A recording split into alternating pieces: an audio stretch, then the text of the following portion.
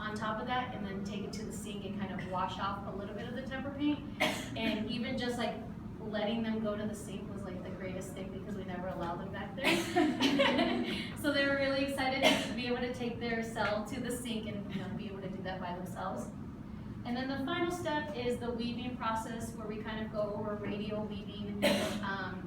How do you change the colors? How do you make it so that it stays together? Making sure that students are slowing down, because a lot of them wanted to go really fast and they would run into like making knots, or, you know, having the loops that kind of stick out. So allowing third graders to kind of just slow down, and then again have choice of the color, the pattern, how much they wanted to fill in on their the inside of their nucleus. So we went over like all of the different cell parts just to integrate science. And then the last part of it, we wanted to integrate literacy. So they do a self-assessment on these cards, and it kind of just allows them to break down like 3 things that they learned, 2 things that they liked about their work, and then 1 thing that they would change. On the back is just a really simple kind of check, you know, rubric, where they can kind of go over their process of, did I feel like I participated throughout the whole lesson? Did I try my best? Did I get frustrated?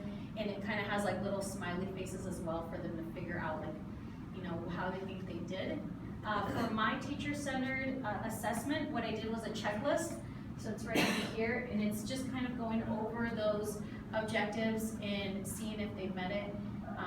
At Putnam, they just kind of do the S-, satisfactory, you know, S+. So our enduring understandings, where artists and scientists are inspired by patterns in cells. Artists represent themselves using mixed media, and art and science can connect to create art about identity. That's it. Did they get to name them in the end? Yes. So a lot of them didn't want to use the kind of scientific name thing. So I had like this whole chart that broke down all of these words that are based in Latin and Greek, and they had the characteristic that was connected to them. So some of them did. So I have like one that's called like Protos, which is, she's like the first child, so she named it, you know, first. This one is named Herbus because she made a leaf. She loves nature, so that was like her cell that she designed. But then I have a student that named his Pikachu.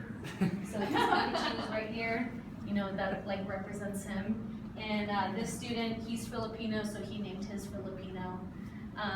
So I kind of allowed them to use that tool if they wanted a name, kind of like give it a scientific name. But if they kind of just wanted to